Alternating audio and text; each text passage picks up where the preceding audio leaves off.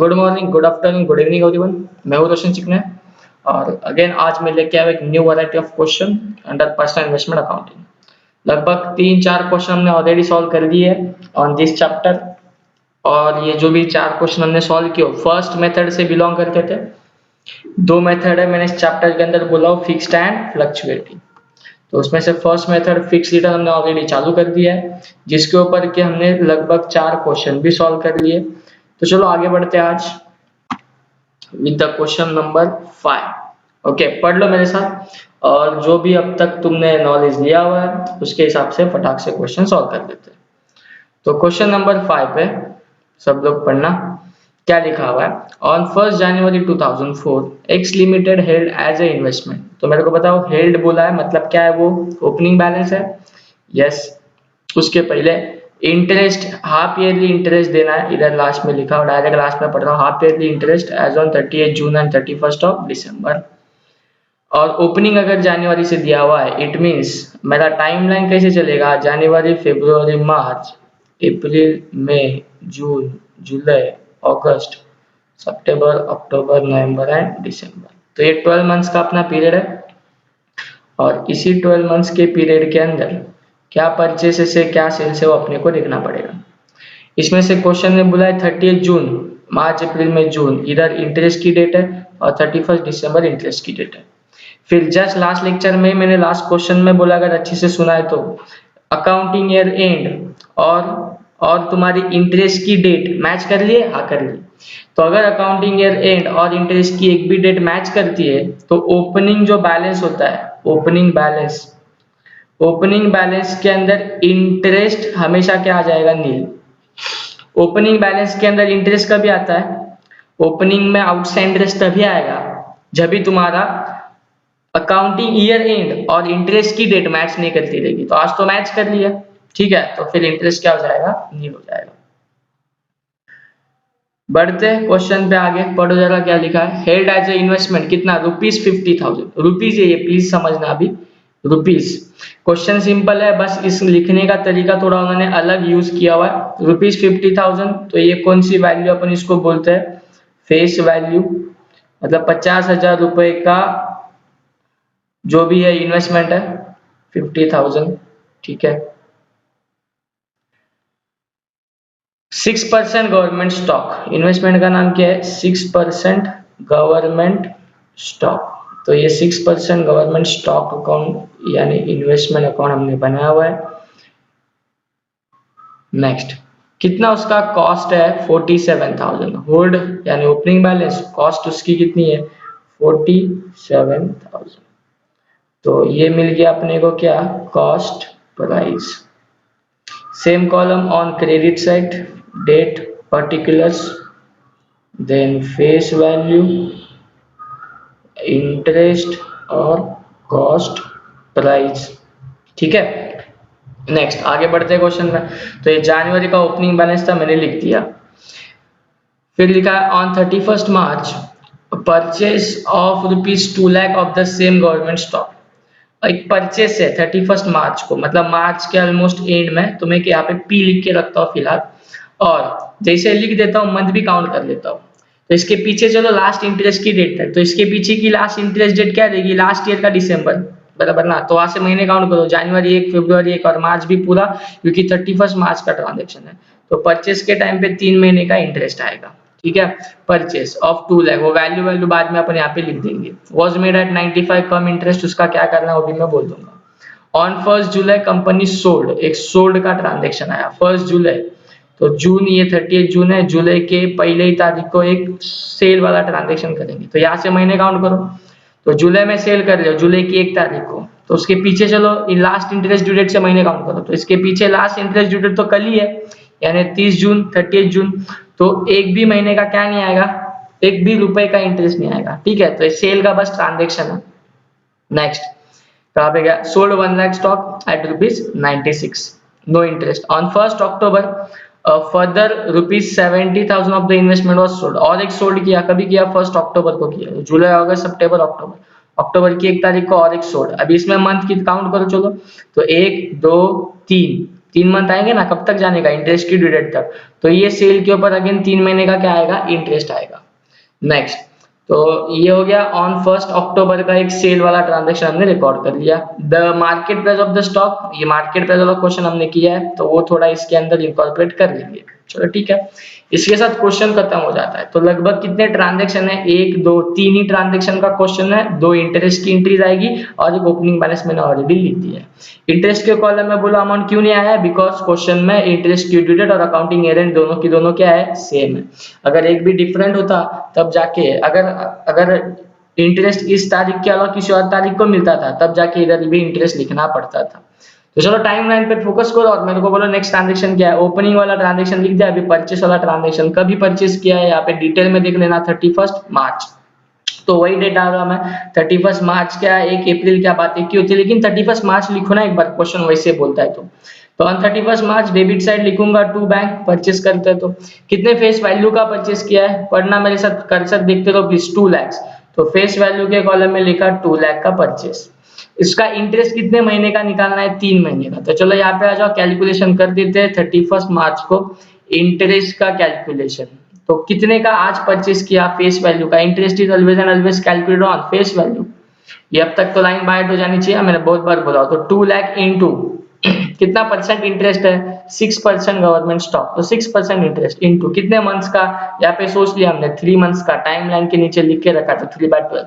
तो ये वाला कैलकुलेशन करेंगे तो अपने को क्या मिल जाएगा, इंटरेस्ट की अमाउंट। तो ये 2 में इंडी कैंसिल हो जाएगा, 2000 12000 1000 और ये आ जाएगा 3000, कैंसिल कर लेना, ठीक है।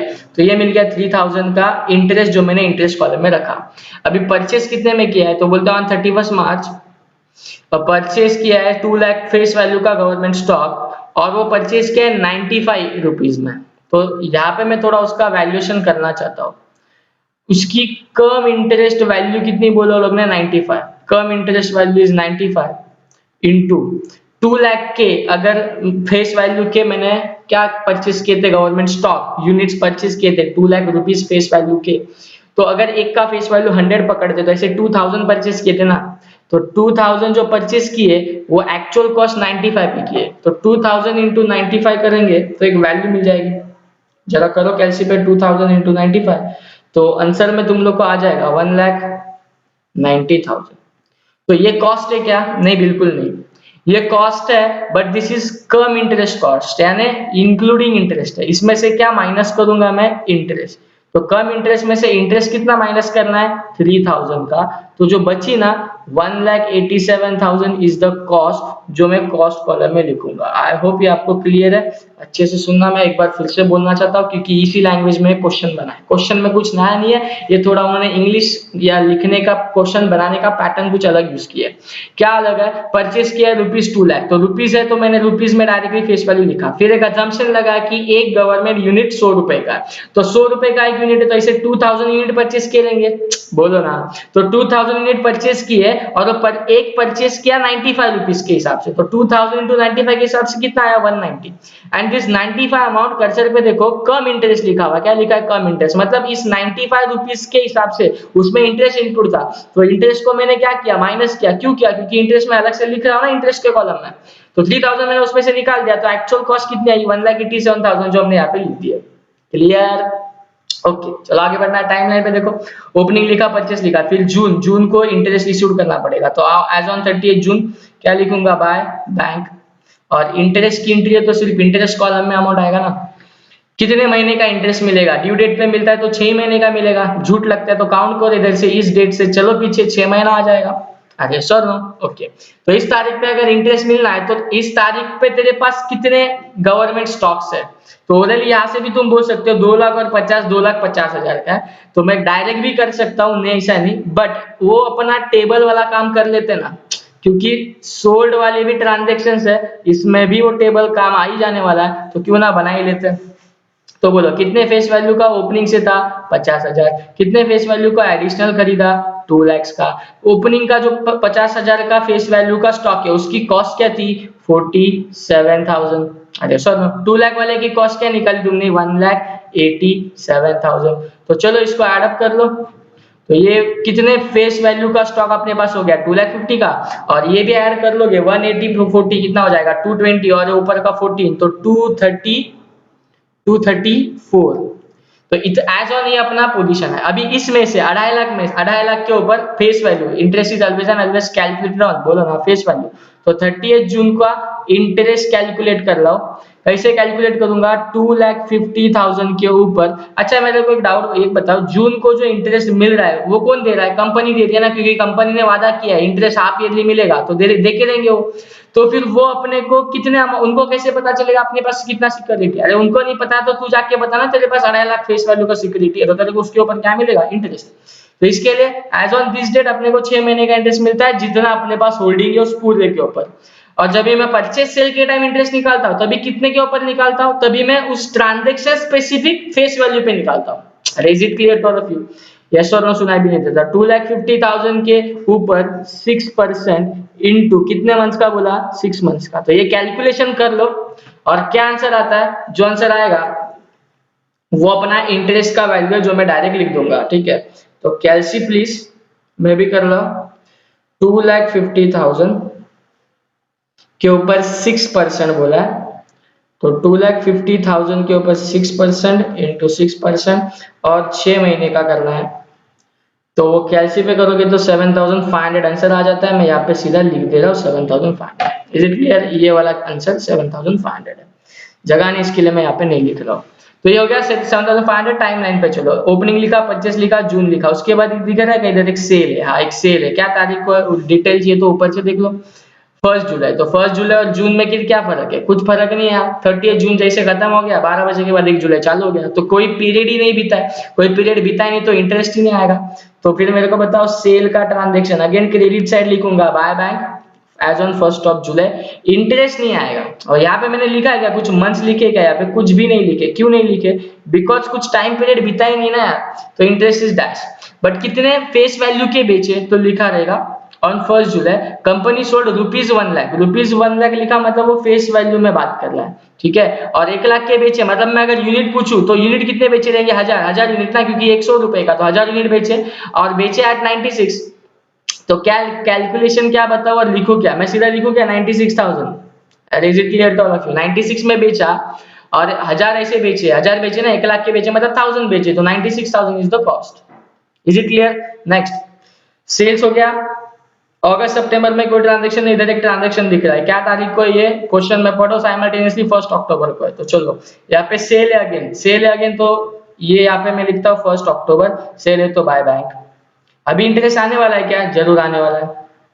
ध्यान दो, चीजें रिवाइज होंगी तुम्हारी। सेल वाले मैंने लगभग हर एक क्वेश्चन में सेल्स की एडजस्टमेंट डाला हूं, जिसमें 3-3 वर्किंग हम लोग बनाते हैं। उसके पहले चलो ना ये अपना टेबल को भी अपडेट कर लेते हैं। 2 लाख तक का अपडेट हो चुका था। अभी उसके बाद ये बेचा ना 1-1 लाख का, बेचा तो क्या होता है माइनस, खरीदा तो क्या होता है प्लस। तो 2.5 लाख में से 1 लाख का बेच दिया, जो बेचा उसकी कॉस्ट क्या थी 96,000। तो इस टेबल को जरा अपडेट करते हुए मेरे को बताओ क्या पोजीशन है एज ऑफ टुडे, यानी ये सेल के पहले। तो 250 में से 1 लाख बेचा मतलब 150 का बचा है अभी भी स्टॉक, और 234 माइनस 96 करना पड़ेगा। कैलसी प्लीज।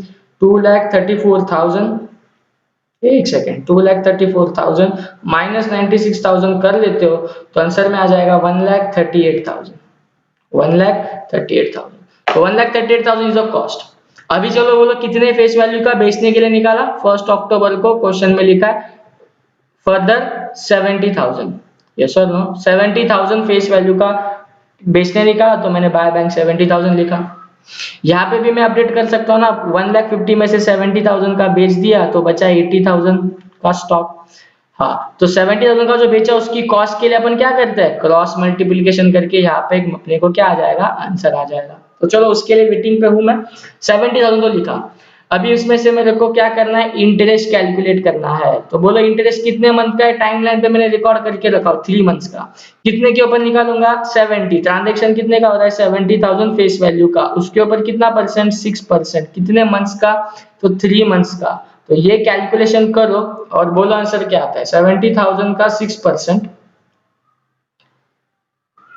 70,000 का 6% किया 3 मंथ्स का इंटू 3/12 करना, तो आ जाएगा 1050। तो 1050 is the amount of interest जो मैं यहाँ पे लिख दिया 1050 से खत्म नहीं होता है। सेलिंग प्राइस बताओ मेरे को, यहाँ पे लिखिए क्या selling price. On 1 October further 70,000 investment sold as 98 cum interest. तो सेलिंग प्राइस है कम इंटरेस्ट के फॉर्मेट में। तो चलो ठीक है, कम इंटरेस्ट में से मेरे को क्या माइनस करना होता है, इंटरेस्ट। ये समझ में आ रहा है क्या? तो 98 रुपीज के हिसाब से बेचा, ऐसे कितने बेचे, 70,000 के बेचे, मतलब 700 बेचे ना। एक का फेस वैल्यू कभी थोड़ी ना चेंज होता है, वैसे 700 बेचे रहेंगे। तो 700 जो बेचे वो एक्चुअल में 98 में बेचा, और इस 98 इज द कम इंटरेस्ट। यहाँ पे देखो please, 98 is the come interest. तो कम इंटरेस्ट अगर वो है तो उसमें से क्या कम करना पड़ेगा, क्या माइनस करना पड़ेगा, इंटरेस्ट अमाउंट। तो जाके अपने को एक्चुअल कॉस्ट मिल जाएगी, एक्चुअल सेल्स मिल जाएगी। तो एक बार अगेन कैलसी पे 98 इंटू 700 करो तो 600 आता है, उसमें से 1050 माइनस किया तो ये मुझे मिला है 67,550। This is the actual calculation of selling price. तो मैं यहाँ पे लिख देता हूँ 67,550।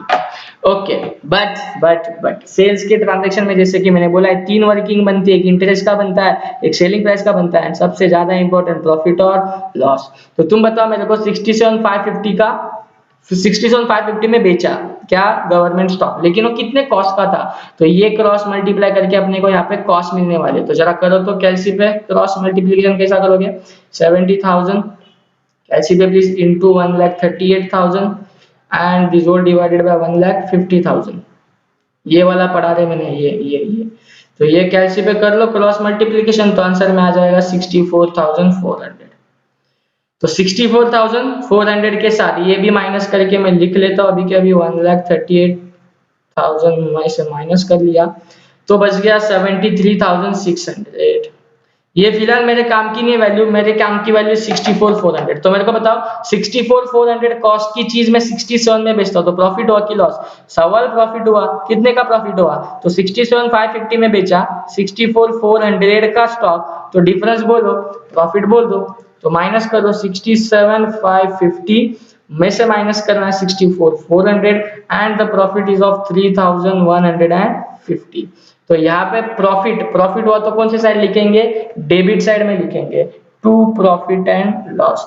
डेट सेम डालना प्लीज, गड़बड़ नहीं करना। 1 October profit on sale, and profit हो या लॉस हो हमेशा लास्ट कॉलम है, कॉस्ट कॉलम में कितना 3,150 का profit. Is it clear to all of you? Now next moving ahead, क्या कोई ट्रांजैक्शन बाकी है? मेरे हिसाब से तो नहीं। सितंबर अक्टूबर का सेल हो गया, उसके बाद डायरेक्ट दिसंबर को इंटरेस्ट लेना है।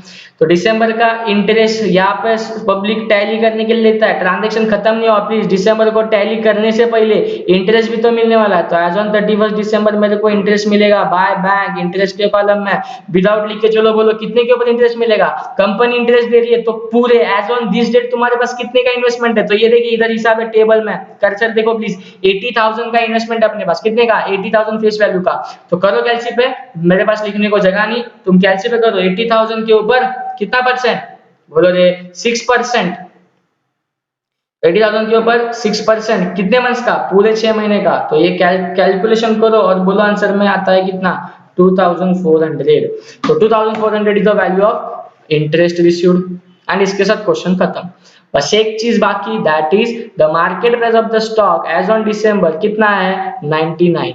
तो मेरे को बताओ 80,000 का स्टॉक है, मतलब कितने यूनिट्स है, 800 यूनिट है। तो वो सब पे मैं बात करता हूँ। मार्केट प्राइस वाला हमने क्वेश्चन किया है यार, याद आता है क्या, याद आता है क्या, ना मत बोलना प्लीज, टैली करने के लिए लो, बाकी मैं चीजें बोलता हूँ क्या है। ये मेरा यहाँ पे ये एडजस्टमेंट खत्म है और मैं जस्ट यहाँ पे एज ऑन 31 दिसंबर की ना market price of the stock लिख के रखता हूँ, फिर चीजें याद आनी चालू हो जाएंगी।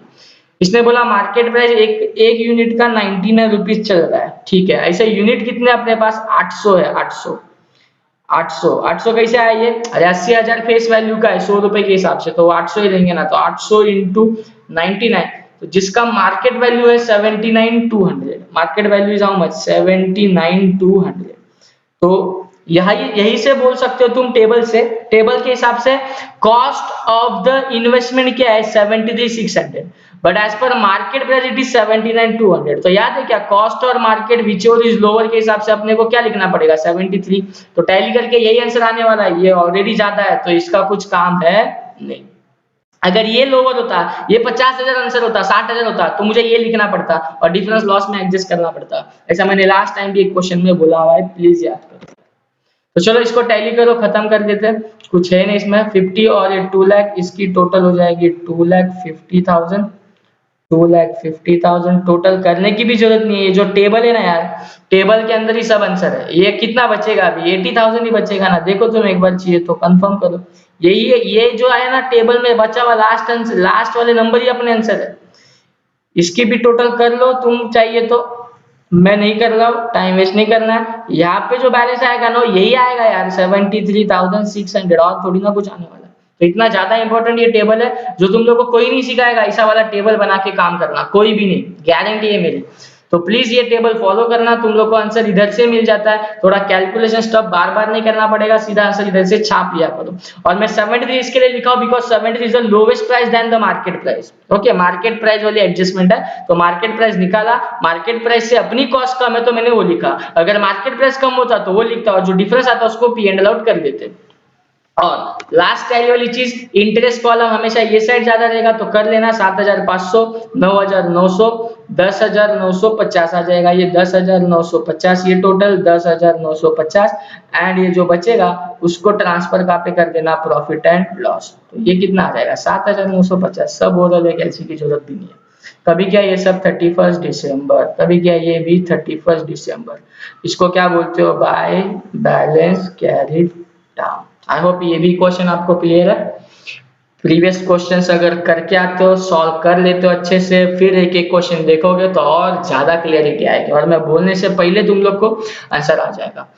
जो एक्चुअल में प्रैक्टिस कर रहे, सही से क्वेश्चन सॉल्व कर रहे, सीरियसली ले रहे, उनको पता चलता रहेगा मैं बहुत सारी चीजें बार बार बोलता हूँ, रिपीट बेसिस पे बोलता हूँ। कुछ लोगों का तो ऐसा होता रहेगा, अरे हाँ ये मालूम है, चलना आगे, लेकिन वो मुझे बोलना है, मैं हर एक क्वेश्चन इस तरीके से सॉल्व कर रहा हूँ जैसे कि पहली टाइम, फर्स्ट टाइम मेरा वीडियो लेक्चर तुम फर्स्ट क्वेश्चन सुन रहे हो, इस तरीके से मैं हर बार चीजें बोलते जा रहा हूँ, बार बार रिपीट करते जा रहा हूँ। लेकिन अगर तुम स्टार्टिंग से एक एक क्वेश्चन को अच्छे से करोगे तो चैप्टर एकदम सिंपल है, ठीक है। तो that's it for the time. Channel को सब्सक्राइब नहीं किया तो प्लीज कर लेना, और मेरा अगला प्लानिंग सुनो, नेक्स्ट लेक्चर से ही अपन नेक्स्ट मेथड के ऊपर चलेंगे, नेक्स्ट मेथड चालू कर लेंगे। तो प्लीज इस मेथड के जो भी 5 क्वेश्चन किए, जो भी थ्योरी डिस्कस किया है, उसको बार बार सुनते रहना और नोटबुक में सॉल्व करते रहना, ठीक है। Thanks to all of you.